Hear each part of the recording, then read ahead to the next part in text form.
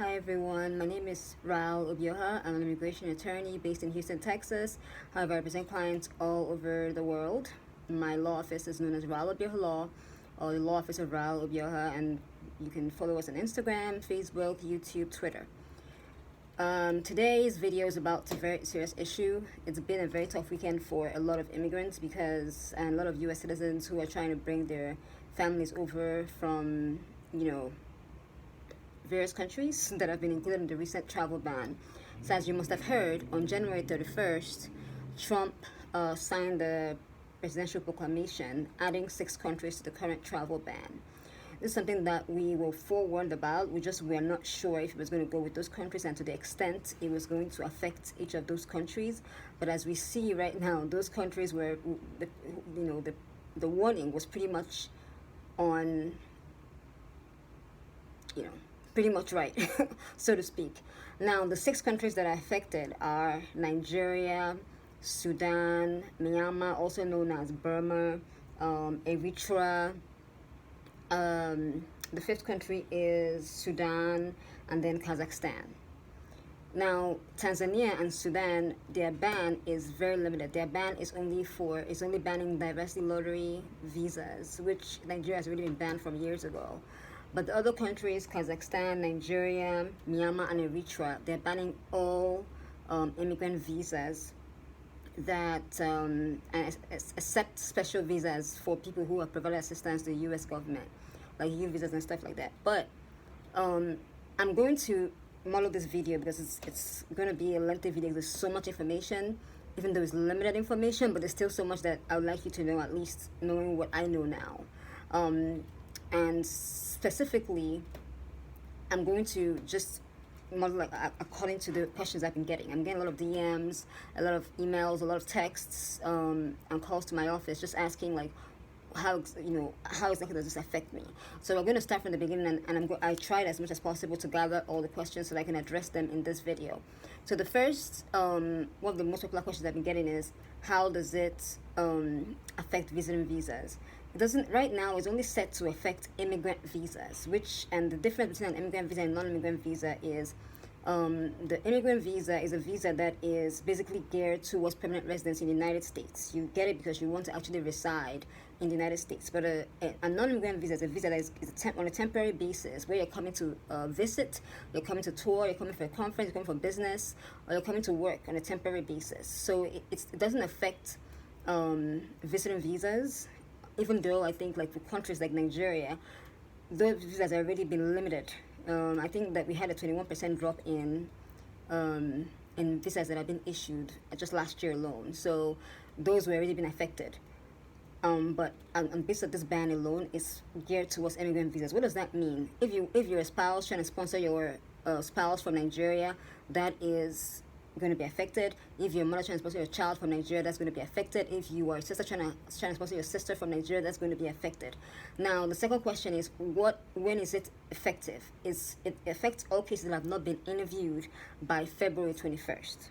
Now, the one tip I will give you is, if you are Nigerian or Eritrean or Tanzanian, Tanzania is limited, but if you are from Myanmar or anything like that, these countries who have the blanket ban on them, and you have dual citizenship, you can use your second passport. So if you have citizenship in Ghana, have citizenship in South Africa, you can use those passports to apply and get by the ban. That is, a tip. Ral Obioha told you. So, now, as you know, the other countries who have been involved in the ban in the past have been Libya, Iran, North Korea, Somalia, Venezuela. At some point, Chad was included in the ban, but it was lifted. Now, the government is saying that the reason why, and I get this question too, why do you think the ban happened? A lot of the government is saying that the reason why this ban happened is because these are countries that, first of all, they come here and they overstay their visa, and I think they said last year that 50% of Nigerians overstayed their visa. I mean, I can't contest that, they do overstay, but that, and they said that these are countries that are unwilling to provide security measures, and the reason why Chad's ban was eventually lifted was because the Chad government took measures to cooperate with the U.S. government in reporting terrorist acts or things like that, and in sharing information, sharing security measures, But the baffling thing is that Nigeria has been known to be an ally with the United States. So I really don't know. I mean, we could get into that political argument, but there are a lot of theories as to why this happened. And that question I get is it going to be lifted? It's possible, because I don't think that people are going to sit by and let this happen. We hope that the Nigerian government does something. We hope that the Eritrean government, takes measures. But more importantly, we hope that, there are some measures that will be taken in the U.S. to, fight this, because it is in my opinion, I think that while every sovereign nation has a right to say who comes in and who goes out, a blanket ban is discriminatory. It is discriminatory at the baseline. And like I told Al Jazeera when they interviewed me on Friday, I said, it just seems like not only a Muslim ban, but right now it seems like they're going for Africa. I mean, Nigeria is one of the biggest countries in Africa, and it's known as the giant. People are going to argue that, but it's what it is. We have the most people, and if you look around the United States, Nigerians are everywhere. I personally was born in the U.S., but I was born in the U.S. to Nigerian parents, and so this kind of hit close home to me, because I have a lot of clients who are from Nigeria as well, who are now in panic mode and who really want to be united with their families. I have a lot of clients who have pending cases, interviews that are next month, interviews that are in 2 months, that are going to be affected by this, and it's just going to be a matter of why. Now, people are also asking visas that have already been issued. If a case has already been approved, there is no reason why you'll be banned. If you're already approved, if you're already a permanent resident, you can enter the U.S. You're not going to be harassed at the border. Just make sure that you answer questions correctly, and if you need help. Now, one of the ultimate questions that I've been getting is there a way around this? What is our way around this? And the good news is that there is a way around it. There's a way around the ban. These are things that we did successfully with Iranian clients after the ban, and North Korean clients after the previous ban. And the bad news is that it's a very tough it's a tough loophole. Now, I don't know if I don't know if I've done a video on this before, but this is going to be very similar to what happens in when you are denied a non-immigrant visa. The only way around this travel ban right now, besides you having a different country passport, is a waiver. But this waiver is not like the 601 waivers that we do, where you have USCIS accepted here and processed here.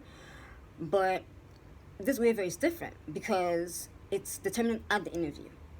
Now, I have to say that this ban doesn't stop doesn't stop the Department of Homeland Security or USCIS from actually adjudicating the I-130s. They will adjudicate the I-130s.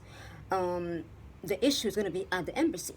So these things are still, the applications that are pending are still going to move forward through the normal stages. The issue is going to be at the embassy. Are they going to be denied at the embassy based on the ban, or can you get a waiver? And this waiver that we're talking about is something that your lawyer has to prepare for you. And this is where it's important that you guys get lawyers to assist you with this. And the waiver is something that you take with you as an immigrant to the embassy on your interview. And you basically plead with the consular officer to accept it for you. As you know, lawyers can't go with you to the consulate interviews. So it's going to be left up to you to present this to the officer. It's going to be left up to the officer in their discretion whether or not to accept it from you. People ask what makes you eligible for a waiver. Now, the standards are a little bit hard, a little bit high.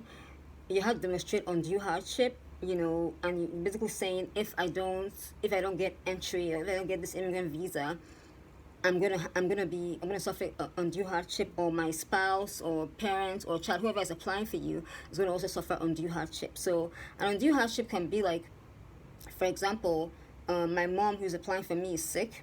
If I'm not there in the U.S. to care for her, nobody's there to care for her. I can say my spouse's job is tied in the U.S. He or she can't move to my country because we'll lose everything. I have no job here, so it's tying me down here. So these are the hardships that we'll suffer as a family if I don't get this immigrant visa. That's the first standard. The second standard is, are you a national security? Are you a national security threat? So you're basically saying, if you if you admit me to the U.S., I have no issues. I've never been arrested. I've never been a part of any terrorist organizations. You have to be able to prove that, and basically show that to them and say, I'm a clean person. You don't have to worry about me.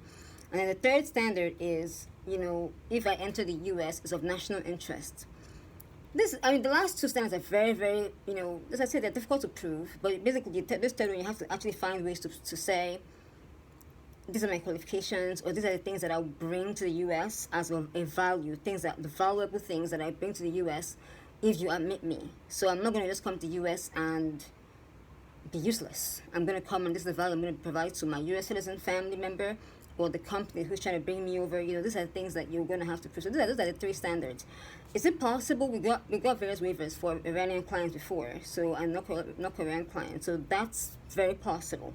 I've even got similar waivers for non-immigrants who have been barred for giving birth in the U.S. before, several other reasons, lying. Those are things that I've been able to overcome. Do we know how it's going to be treated? It's too early to tell. So everything I'm giving you today is of general nature. Everything I'm giving you today is based on what I know now and based on the information that's available right now. Is it going to develop? Is it going to develop? Are things going to change? Possibly. Are there going to be more clarifications as to what it affects and what it doesn't affect? Yes. And when that happens, I will be back to give you an update as always. Now, this video is getting very long right now, but I'll give you I'll attack one last question, which was what is in a lot of people's minds. I know I talk fast. Is it going to affect adjustment cases that are in the U.S. right now? Immigrants who are in the U.S. right now. Neither the Department of Homeland Security or the Proclamation actually said this clearly. But here is my deduction. This is Ral Obioha Law's opinion. Here's my deduction. The Proclamation clearly states immigrant visas. These are visas that are being issued from outside the country. When you're in here and you actually adjust your status, it's not a visa that is being given to you. You actually get the green card when you're approved. As opposed to if you are processed from the embassy in Nigeria or Eritrea, what you're given is a visa. And then when you come to the U.S., then you get the green card. So my deduction and my analysis based on what has been presented so far is that it's not going to affect adjustment cases. It's going to affect family petitions, and it's also going to affect fiancé visas, because even though a fiancé visa is a non-immigrant visa as a baseline, is a visa that ends in permanent residence. It's a visa that gives you a license to kind of adjust when you come to the U.S. after you get married. So I hope that answers all your questions. There are a lot of things that are still up in the air, and what I've given you today is just based on what I know so far. So I hope this has helped you. I hope this answered your questions.